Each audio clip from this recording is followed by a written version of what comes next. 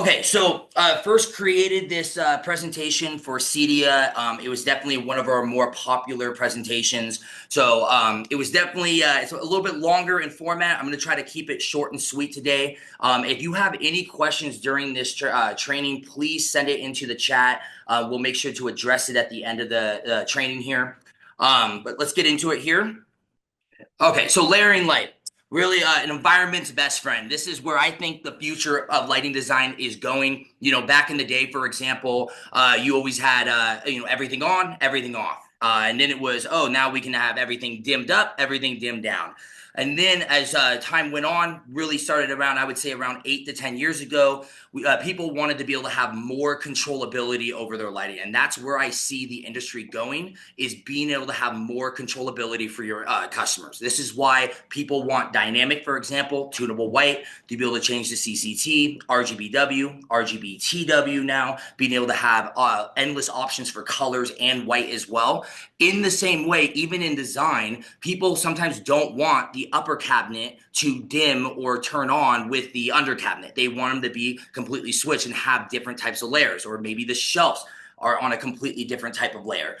The down lights, the decorative lighting, so that you can have endless ways to be able to create scenes and different types of moods within one space. This is also really the new version of being able to be energy efficient. Now that LEDs have kind of taken over the market, everyone uses LEDs. We obviously are saving a lot of energy there, but being able to not always have everything on at full brightness and being able to have the down lights dimmed very low, maybe the decorative lights on, some of the shelf lighting for when you're watching a movie, and then when you're hosting, being able to turn up those down lights, having the under cabinet on, maybe the above cabinet, and being able to maybe dim down the decorative lighting so it's not as much of a glare bomb. So this is really where we're going to focus on today. So some of this is going to be a little text-based. It's mainly so that you can follow along and read along, but lighting can really tell a story. That's the kind of the purpose of this training today, is being able to tell a story through where you put your lighting, how you mount it, where you direct the light, on what types of surface areas, everything down to even design techniques, and focusing on not just the light, but also the shadows, focusing on glare control, different things like this. But really, we're trying to guide a viewer's experience of a space by layering, give me one second here, by layering the light sources so you can direct the attention, create pathways, and establish zones at the viewer through a narrative journey within the environment. So this is just a fun little rendering that we made. As you can see here, just showcasing just all the various different ways that you can light a space. I thought it was really cool too, a cool visual. Everything from the down lights to the cove lighting to even the decorative table lamps, any type of in-wall lighting. All different formats and layers that you can bring into a space. But the big point today that I want to talk to you guys about is also the control side as well. And understanding that the only way to actually get this design purpose of layering lighting is being able to have it individually controlled and having more robust control systems, so that you don't have 20 switches on the wall. You have maybe a panel or some type of LCD screen that you can do all of your scenes and animations and different things like that within one single control system. So let's define layered lighting. This is a new type of design technique and practice that a lot of lighting designers are utilizing throughout the country. I'm seeing this a lot right now on the West Coast, specifically in California, as well as the East Coast, obviously in New York, even in Florida right now. And it always starts on the coast, and it's always going to come into the middle of the country. But it's really the design practice of layering lighting is about blending the 3 specific types of lighting: ambient, accent, and tax, each serving a distinctive purpose. So this is the more layman's version way of talking about layering lighting. We're going to go much past this today, but if you take any type of project, any type of space, right, you always want to try to check off all 3 boxes, specifically ambient and accent. In ambient, all it is it's not ambiance. That's different. Ambient lighting is really just general illumination. Accent lighting is being able to draw the eyes of the viewer to an architectural detail. This is where diode LED plays well. A lot of our lighting is not meant for general illumination. It is meant to integrate into an architectural detail, border an architectural detail, so that it directs the viewer's eyes to that architectural detail. We talk about this in lighting design a lot. Every single project has what's called a feature point. Okay, that means a space, a room inside the residential project where you can really upgrade the design, where it's maybe the customers, it's the game room, and they really care about this game room that they're spending a lot of money on. That might be somewhere where we're really going to kind of increase the lighting design in, and then be able to be a little bit more budget sensitive throughout the entire project. It also, a lot of times, is the kitchen. You know, every great story is, you know, over breaking bread. A lot of people really care about their kitchens. And so maybe that's where we'll do some, you know, underlit countertop stone. We'll have some really cool millwork in there, above cabinet, really unique 4-inch or 3-inch types of downlights. So that would be a feature point. Every single project has one. It's usually a space or a room. And then within each space, there is also a focal point. It is where you want to draw the eyes to. It could be the center of the room. It could be some artwork that's the really the place that you want people to pay attention to. In a theater room, that's obviously the actual screen, and being able to draw the viewer's eyes towards the actual screen. So you don't want a bunch of things on the wall that are going to distract people. You want things very low lit and dim so that your eyes focus on the actual screen. So it's just a design technique that I was taught by many lighting designers on how they go about their projects, is always focusing on the feature point, focusing on the focal points within each room, and then making sure you check off all 3 boxes. Where's the ambient lighting? Where's the accent lighting? And where's the task lighting? And really, this is an artful combination, right? You're using these different types of lighting techniques to breathe life into an environment or a living space, making it visually engaging by adding dramatic depth, right? Comfortability for various activities.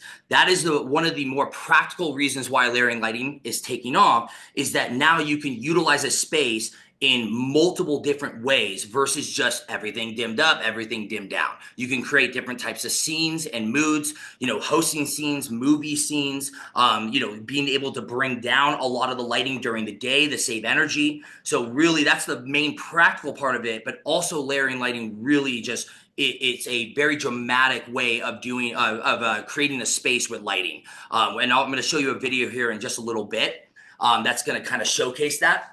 This approach, though, it enhances the versatility of the space, right? Energy efficiency, like we were talking about, but also just makes it more pleasing of an atmosphere. Being able to reduce the glare, right? Being able to have the above cabinet and get a good amount of light from there, but then maybe the stuff that's in your eyes or the downlights, now you can bring down in dim level, so it's less glare when you're in the kitchen.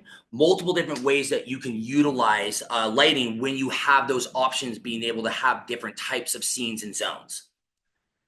So another example here of really a project that utilized a lot of different types of lighting within one space. So everything from the shelf lighting to the mud and lighting on the ceiling, paired with the track lighting. You even have some perimeter lighting in there, some decorative, but also task lighting table lamps, all the way to the little niche kitchen on the right, where you have a nice pendant light that's good glare control. It's shaded, still giving you good light onto the actual table, even all the way down into the in-ground lights. So just another cool example of where you can really take linear lighting and put it almost anywhere. It's specifically when it's paired up with good downlights or track lights, as well as decorative. Oh, sorry. All right, David, we're now sitting in this really quick. Sorry, I'm gonna give a preface on this. Can you hear that on your end, Ted? The video. Tell me what we're not seeing. You know what you're not seeing right now. You know what I'll do? What we'll do, guys, is we're gonna share this video tomorrow. We'll share this video in an email. But what I'm gonna do is just showcase really quickly the shelf part here. Okay. And just give you, even if you can't hear the volume, you're going to be able to see the way David Warfel, he's from Light Can Help You, an incredible lighting designer, and he showcases what's called progression of lighting. Progression of lighting is where you don't just show the very best type of lighting in a showroom. You showcase what is just kind of the builder permit type of lighting, and then just okay lighting, all the way up to great lighting. And it's a very really skillful way of being able to showcase good lighting versus bad lighting. And we do have a saying in the industry: you don't know what good lighting is until you've seen bad lighting, and you don't know what bad lighting is until you've seen good lighting. So this is a great example. He does this all around the country for other people's showrooms. David, talk to me about lighting cabinets properly. In here? What do you see when you have that light on? I see two lights at the very top where I can barely reach up there. Right, yeah, it's like they're shining in your face. That's not very comfortable. So we see $1 million kitchens sometimes with light like this in it. How does that feel? Well, better than just the two puck lights, Sure. but I feel not as good as what you're about to show me. Yeah, there's a lot of glare coming right out into your face, and we want to get rid of that. So we're going to go to a blend where basically we take all the light that's below your eyes. Yeah, see, you can feel it. How does it feel? Much better than before. So all the light that is below your eyes, we're pointing down at the floor. And all the light that's above your eyes, we're pointing up. I was wondering how you're getting that done. Yeah, so there's actually a light source right here, and then there's a light source right here. We can do dramatic shelves if we want to make, the space a little more dramatic and a little more, serene, if you will. It should be great at nighttime. It'd be great at nighttime.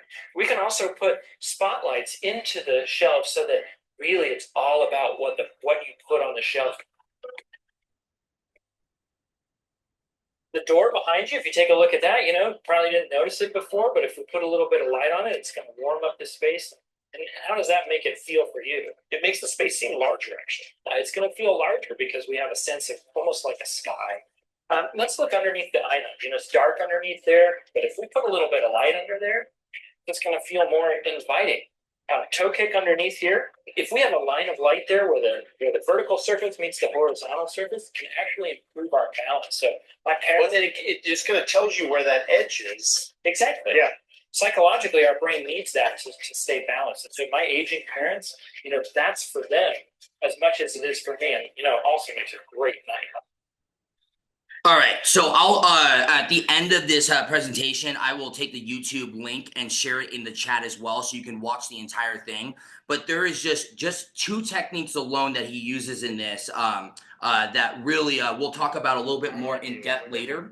But if you notice, one of his principles in lighting design is that if the light is above your eye, you always direct it upwards. If it's below your eyes, you always direct it downwards. So that's just one good design technique that you can utilize in almost every type of space.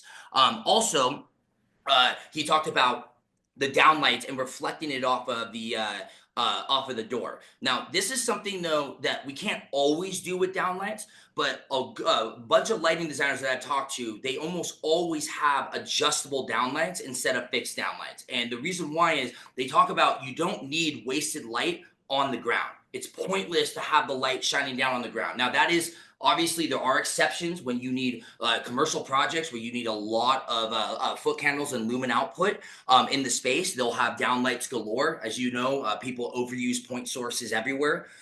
But when you can, specifically in residential, anytime that you're utilizing downlights, have it reflect off of some type of architectural detail, like cabinetries, doors, different things like that, so that you can not only open up the space and make it feel larger, but then it's actually, you're still getting that nice glow and you're not having that glare coming straight down on top of you. So those are just two design techniques that he talks about in this video. And I'll also share his blog that he does. It's called The Language of Light. I'm going to show you a couple snippets here in a little bit of what he does, but he has this one series called the Do's and Don'ts. And he has these renderings that he splits in half. And on the left side, he shows like the left side of the kitchen. It's completely symmetrical to the right side, but he shows all the don'ts and what you shouldn't be doing. And then on the right side, he shows the do's. And then he has a little 5-minute read, and it's awesome. It really is bringing lighting design to the layman person. And even if you're an electrical contractor and you don't have a lighting designer on the project, it's little tiny types of design techniques that can help you create better spaces with light. So storytelling through light, this is really one of the last philosophical parts I wanted to talk about, and then we'll get into the more practical parts of layering light. But really, these are the main principles I want you guys to think of when you're trying to take someone through a journey, right? Trying to tell a story with lighting, right? Guiding them, guiding the journey, creating pathways, pacing the experience. I'll give you an example of pacing the experience. A lot of hallways, we don't need to stay in hallways. We don't want to spend much time in hallways. We want hallways to get to the next room or next space. So a lot of times, lighting designers will have hallways very low lit in a way, and then have something at the ends of the hallway be very bright. Some type of architectural detail that will be what they would consider the focal point in that space, so that your eyes are drawn to that focal point and it pulls you through the actual hallway. That's just one example of pacing the experience.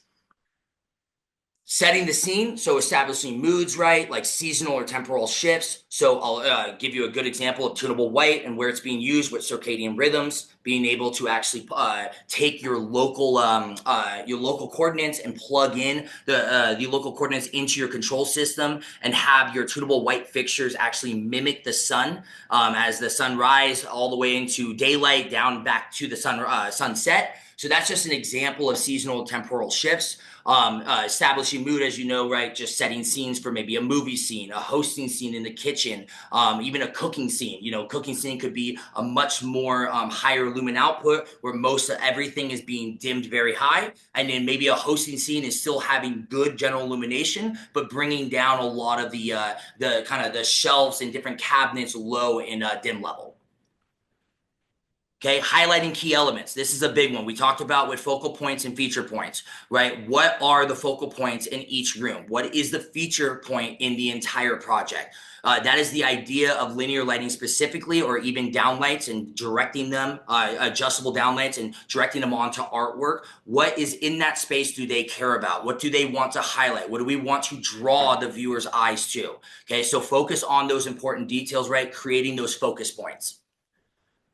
And then manipulating perception, right? So you can play with scale and space. Just a good example was in that video where he actually has the downlight reflecting off of the door. It almost opens up the space a little bit more. It makes it feel larger. You can do the opposite way as well with lighting. That's why with hallways, they have it very low dimmed sometimes and coming from the center, but have it a little bit better general illumination. But then doing a reverse cove and not doing any downlights can actually make the hallway feel a lot skinnier and pulls you through it, almost like a pathway going into the next space.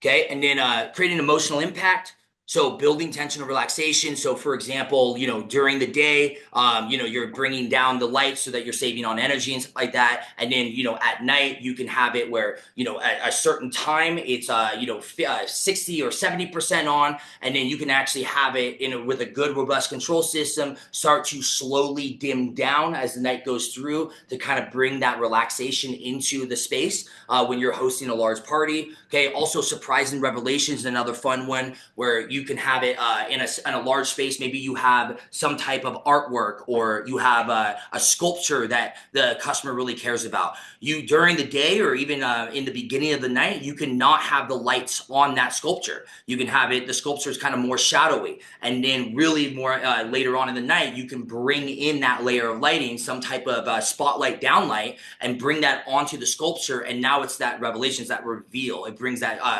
kind of, it dramatizes it a little bit. Okay, and then also enhancing thematic elements, right? So reinforcing themes, cohesion with design. So really the basics with this is, making sure that all the CCTs are the same.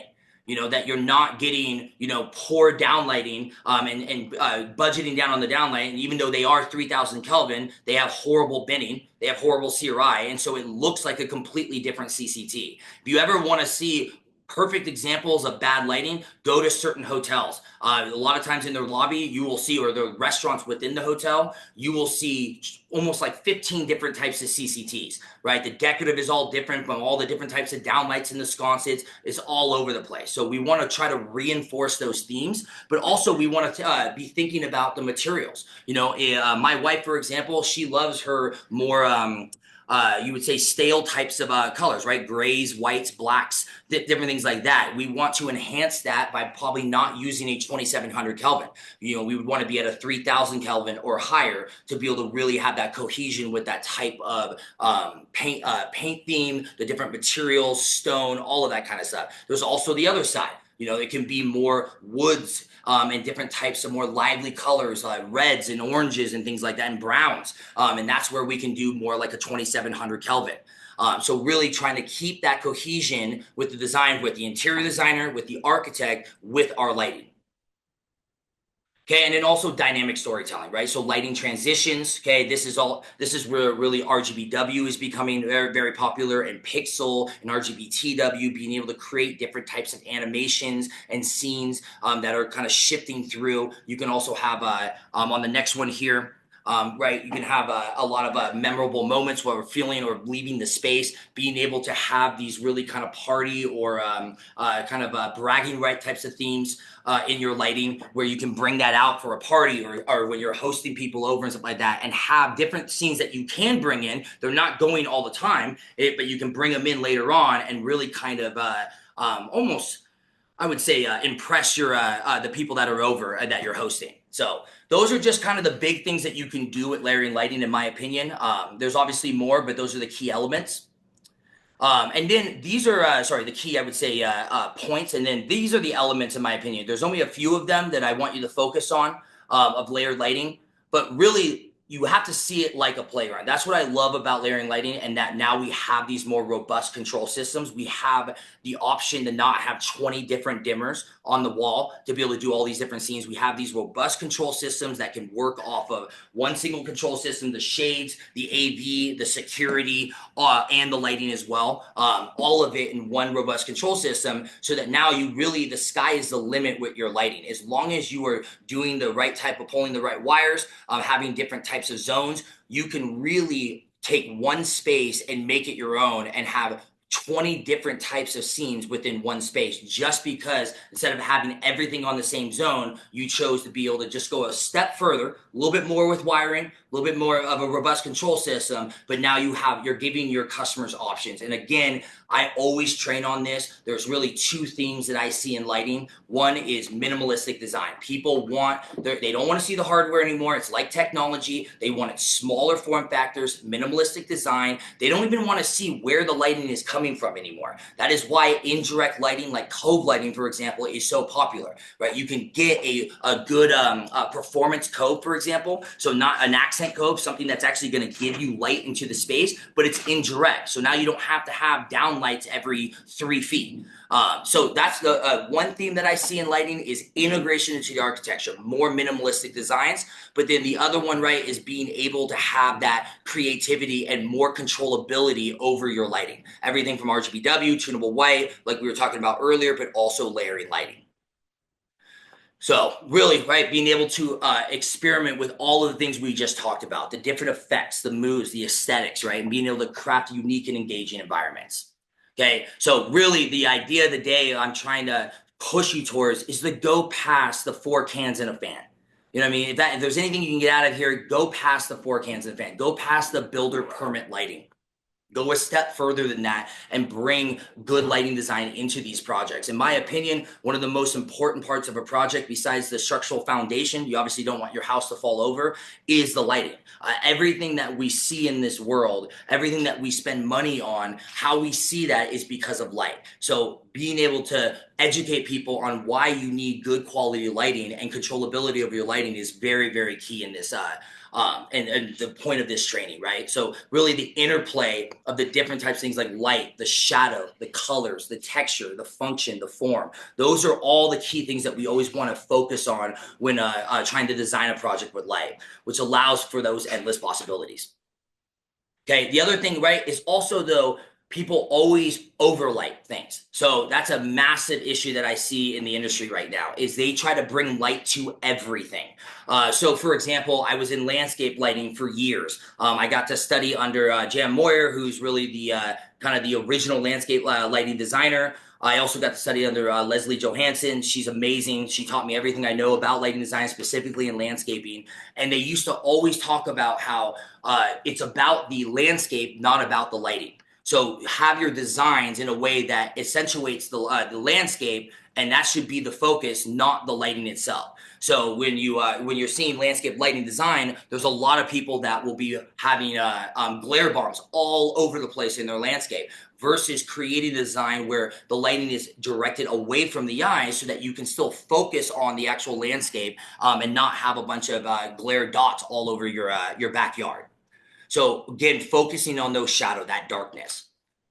Okay, so this is a thing that a lot of lighting designers, a phrase a lot of lighting designers have said in different variations, right? The concept of no light without darkness. Okay, we all know this. Life is really, I would say,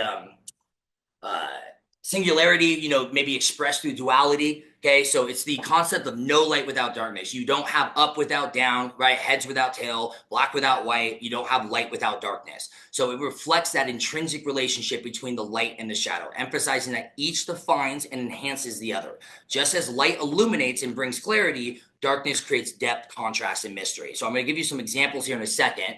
But it also gives light its purpose, its guiding focus and shaping experiences. So together, light and darkness, when in harmony, create environments that are both functional and emotionally resonant, reminding us that one cannot truly be appreciated without the other. Okay, this is a big one for me. I think people really have, unfortunately, lost that mindset that you have to be able to have shadows and different types of areas where it's not everything is being lit. That's the whole point of a focal point, for example, is that you're bringing light to a specific area you want the viewer's eyes to go to. That's why on most of the time on a focal point, on the outsides, the bordering areas, it's a lot less lit. It's more dim levels so that your eyes will draw towards that focal point. Really, that contrast and depth, it's mood setting, functional zones, right? Energy efficiency, aesthetic appeal. So this is an application shot we just got from a project we finished maybe about 6 months ago. And I just think it's one of the most perfect examples of light and shadow and how it can create a dramatic effect. So they could have easily put sconces around, other downlights in the area, different things to light the wall and other spaces around that staircase. They could have had the entire staircase lit from both above and below, but instead they went with this more dramatic feature. So it's really, I think, one of the more perfect examples of how shadow and light together can create a much more cohesive design. So the importance of layered lighting. So really, this is just to kind of wrap it all up here. And then we'll kind of get into some more practical design techniques, but really creating a well-lit environment, even illumination. That's another big one that people miss, is being able to have different areas that are lit. So that, like linear lighting, for example, I always use this analogy. Everyone loves point sources because it's easy. You can be a lighting designer pretty easily by using point sources, which are like track lights or downlights. And I make an analogy of speakers. Everyone's been to a bar or a restaurant where you're having a beer with your friend and you can't even talk to them, then they're 2 feet away from you. You're having to scream at them. And that's because usually there's 4 floor standing speakers in the corners. And you can see those as point sources. It's a lot of sound or a lot of light from a single source. Versus you can come into that same bar or restaurant. We used to do this when I was in custom integration and doing AV, where you could take smaller speakers and layer them throughout the entire space. It was as loud, but even more robust and quality sound, but you could actually talk to the person across from you. That is what linear lighting is doing. So instead of having point sources everywhere, you can reduce the point sources, bring linear lighting into the coat and muddin, the shelves, the surrounding shelf areas, all these different areas, the toe kick, and then be able to have a more even illumination. Yes, it's lower in lumen output, but it's spread out to have a much better even illumination across the space. Okay, also adding depth and dimension to the architecture. Okay, highlighting those feature points important to the customer. Okay, minimizing glare, creating ambiance, bringing flexibility to the design intent. Okay, natural light integration. This is another one we're going to talk about here in a second. Utilizing a natural light in your designs. Okay, increases that aesthetic appeal and allows for a more innately inviting space. And we've all been there, right? We've all, if you've ever walked into a really good lighting design application or a project, it just feels different. You can go in there and you just notice the difference. The problem is this is why David Warfield does such a good job with his style of progression of lighting, is a lot of people can't even appreciate the good lighting design until they've seen bad lighting. We do this up in our training room, training room up here in Reno, Nevada, where we bring people up for factory training. We have these shelves, and it has, we don't name the competitor, but someone else's tape light at 3,000 Kelvin and our tape light at 3,000 Kelvin. It has different makeup and colors in there, and I'll tell people, come and put your hand in there, and it'll showcase that when you have bad lighting, it looks like your hand is yellow. It's like sickly, weird tint to it. Versus with our lighting, it pulls out the blood, the red in your skin. You can notice the difference. But if you just started with ours, sometimes you don't really appreciate that how good of lighting that is. You have to be able to see that bad lighting as well. So task-specific lighting, safety and accessibility, energy efficiency, okay, enhancing functionality. Okay, that's all what it has to do with layered lighting, being able to bring all of those different aspects to your designs. All right. Okay, so then let's get into the practical parts here. So really, I want to talk about ambient, accent, and task. I know we all know these categories. If you've been in lighting at all for even more than 3 years, you've heard this. These are the foundation of every lighting design. I'm going to go past this today as well because I know you probably have learned about this in the past. But do you want to start out with the basics? So just a good example of bringing in all the different types of lighting. So the natural light integration, okay, the accent lighting, you have the task lighting with the actual pendants. So, decorative fixtures can also work as task lighting. Under cabinet, for example, is a perfect example of accent lighting and task lighting together, right? You're bordering the architectural detail of the cabinets and bringing depth to it. That's the accent lighting, but they're still shining down on the countertop to create task lighting. Yeah, you have also the general illumination from the different downlights in the space, bringing all of those different types of aspects to one space. Okay, so just to define it, ambient lighting is a type of lighting that provides general illumination for a room from multiple directions rather than focusing on a specific area. Okay, it also known as general lighting and is considered the basic layer of lighting in a space. You always have to get general lighting done first. You have to make sure that there is enough lumen output, enough book candles in a space, specifically for places like kitchens where you need a good amount of lumen output to be able to do the various tasks that you're doing in that space. Okay. So this is just a weird example. I wanted to showcase just actually one of the more unique kitchen projects that were sent to us recently with different types of color changing in there, and just showcasing how just changing slightly the color variations can kind of almost change the different types of mood in that space. Don't know if I would do color changing in my kitchen, but they loved it. Okay, and then exploring ambient spaces, okay, the areas that you really want to focus on for having good general lighting. So kitchens, obviously. Exterior spaces is another one. Okay, bedrooms. Dining and living rooms. And notice on this last one, this was at the Peppermill Hotel where we're here in Reno, Nevada. And what I loved about the Peppermill Hotel is on this one on the left, the picture on the left, as well as the one here on the left as well. If you notice, they didn't use point sources almost anywhere. They utilized accent lighting in the coves, but created performance coves. So where the light is actually angled and directed out into the space. So as you can see, it's a way more minimalistic design. There's not as many glare bombs and eyesores on the ceiling. You very little decorative lighting that create this really more modern, contemporary, minimalistic design. Okay, bathrooms. Okay, so but again, gone are the days that people are using bathroom vanity lights, right? They're the 3-cylinder lights that you get at Home Depot. They're an eyesore, a bunch of hardware. They can be glare bombs. Now we're integrating linear lighting into the mirrors, either in forward lit mirrors or backlit mirrors. So if you do a backlit mirror with a good downlight space at the right spacing, you can have plenty of ambient light to be able to do your makeup and all that kind of stuff with actual integration into the architecture, so you don't have all these glare bombs and things like that. So and then on the right there, a shower, right? Again, another example of linear lighting, but being used as general illumination in the space, but also somewhat like accent, because it's also it's a showcase piece. When you look at it, it's like, wow, that's beautiful. Okay, closets. This is a perfect example I put on the left side of glare bombs. This would be what I wouldn't have done in the closet. Okay, having a bunch of downlights all over the place. I would have been really stuck to linear lighting almost throughout this entire space. Okay, outdoor living spaces, garages. Again, another example of glare bombs, though. We put a lot of linear lighting in there, but they still went overkill, I think, on the downlights. But lobbies as well, the hot lobbies of hotels or different types of apartment complexes. Okay, offices, theater rooms can be a good place to be able to have general illumination when you're not watching the actual movie and you're needing to just go into the space before watching the movie. You don't want to be don't want trip hazards. You still need to have good general lighting. Okay, game rooms. Okay, and then accent lighting. So this is where we play.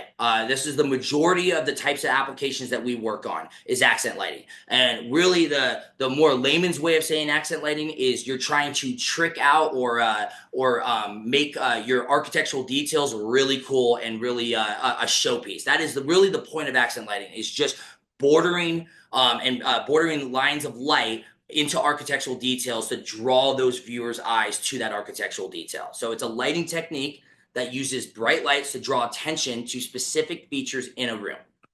Okay, bringing the eye to specific areas of interest visually with lighting. So drawing light or lines of light. That's a lot of lighting designers talk about that with tape light specifically, and how you can really integrate this type of product into almost any type of architectural detail because you can customize it. It's field cuttable, it's low profile, minimalistic designs. You can mud in, millwork, all these different things and be able to integrate it in almost any type of space. Okay, so these are just some really cool example shots that we've gotten recently of accent lighting. Okay, so they did these really cool, unique kind of drop coves all throughout this project, really accentuating the wood in that project, and then just exploring accent applications really quick, right? So kitchen, coves, millwork, and grazing. Those are four great examples of accent lighting. Okay, so in kitchens, right, you have really the 5 basics that you want to get every time if you can. If you have the opportunity to do it, you should always try to do under cabinet, upper cabinet, in cabinet, toe kick, and under countertop. Okay, and then coves, really where you see these are living rooms, dining rooms, lobbies, bedrooms. More and more am I seeing coves in bedrooms. Hallways is another great example. Instead of having glare bombs with downlights going down the middle of the hallway, utilizing the cove so it's indirect. Theater rooms as well. Okay, and then millwork, right? So under cabinet when maybe you don't have a lip, or in lighting design what they call a valance, okay, a cutoff of light, you can mill it in cabinet as well. Even staircases, I thought this was a unique way to do a staircase. Just drawing them up the staircase, pretty much just having almost a pathway, inviting them up and down the staircase. Shelves, floating shelves. Okay, and then grazing, right? Feature walls. Back in the day, you would kind of try to find something to graze. Now they're actually building out feature walls to graze, right? Grazing is becoming a really key type of application in a lot of the residential and commercial projects that we're seeing. You know, stone fireplaces, outdoor pergolas, building facades, retaining walls, all these different areas that you can bring that texture to life. Okay, and then task lighting, really very similar to general illumination. It's a type of functional light that is designed to help people perform specific tasks by illuminating a particular area with concentrated light. All right, instead of it being in omnidirectional, it's a specific area that you want that concentrated light. Okay, so it's often brighter and more focused than ambient lighting, which is used to light up a general area. Okay, so just some examples of both accent right here, accent and task lighting, but backlit mirrors.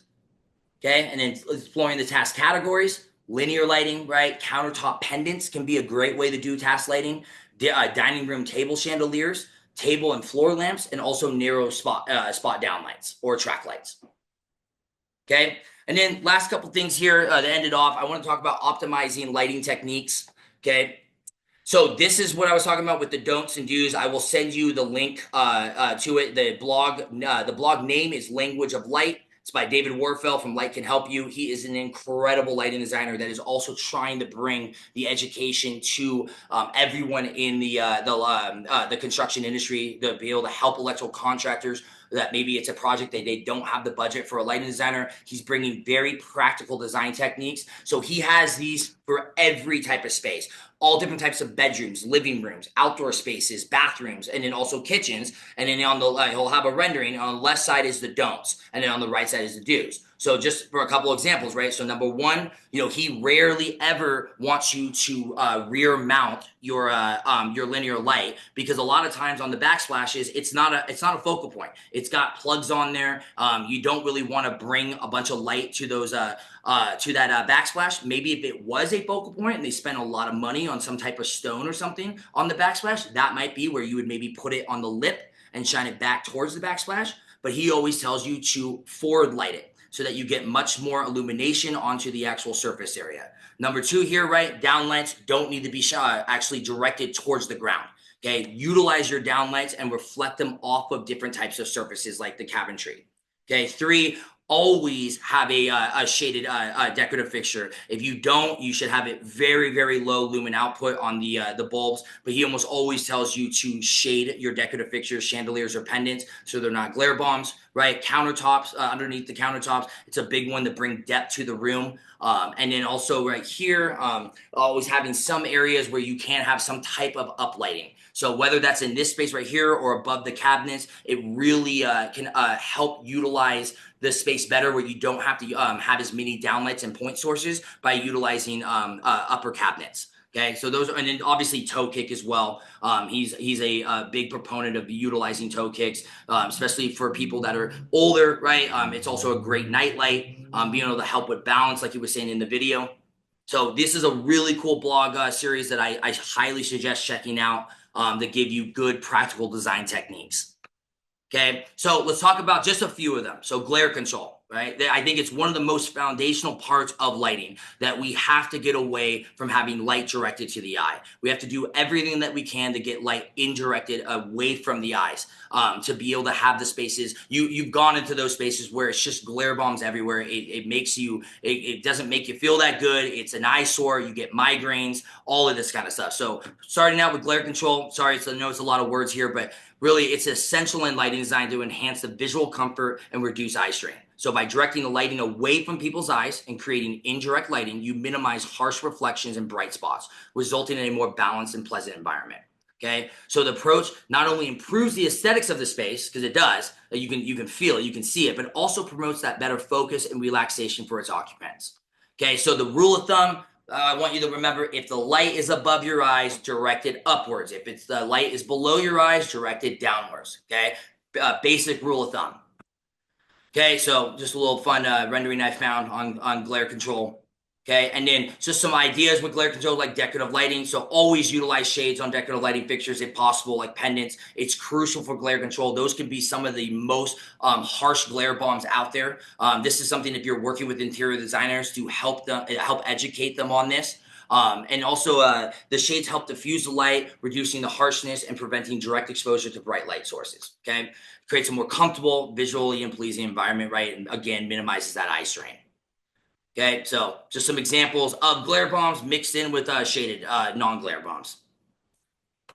Okay, and then shelf lighting, right? So hiding linear lighting behind shelves and using the shelf as a balance helps cut off the direct light, significantly reducing glare and preventing lighting from shining directly in the eyes. So I'll give you an example of this. So you can do shelves now. This is a new type of technique that I've seen a lot, where they can have the shelf, instead of it being completely adhered to the wall, they will have these little tiny standoffs that bring it off of the shelf, off of the wall just a little bit, and then you can put linear lighting behind the shelf and use the shelf as an actual balance or a cutoff, and then still get that good, nice linear lighting, that almost floating glow effect. It's a really cool technique. It enhances that visual comfort. Again, it's creating a softer look, all that good stuff. And so it really, you're utilizing the space to conceal that light source. So here's just a kind of a rendering example of it. I was trying to find good application shots. It was hard to get those, but you can see kind of having it way in the back, hidden behind the shelf, so that it's not a glare bomb. This is a great way to do shelves if you want to light from up going down. Okay, and then there's also doing upward shelves, right? So mounting light fixtures on top of shelves directed upwards will help minimize the glare by preventing direct exposure to the eyes, creating a more comfortable environment. So really, a lot of times with shelf designs, they will have the shelves that are above your eyes be uplit, and they'll have any shelves that are below your eyes being downlit. Okay, or sometimes they'll do a mixture. They'll have both options on each shelf, and then be able to have them on different zones and create different scenes with it, kind of similar to the example that you saw in the video with the shelves. Okay, so really, again, provides that diffuse illumination. Okay, proper glare control is really essential, right, for that visual comfort. So shelves are a really easy way to do bad lighting design, and that's why I wanted to focus on that today. Is trying to. Everyone has shelves. Everyone's putting something of value on shelves, right? It's an easy, low-hanging fruit application to break off into. So trying to be able to have better designs in these shelves is crucial. This is just an example of being able to uplight, but also slightly using both techniques together. So both uplighting, but then also using the shelf as a balance or a cutoff of light.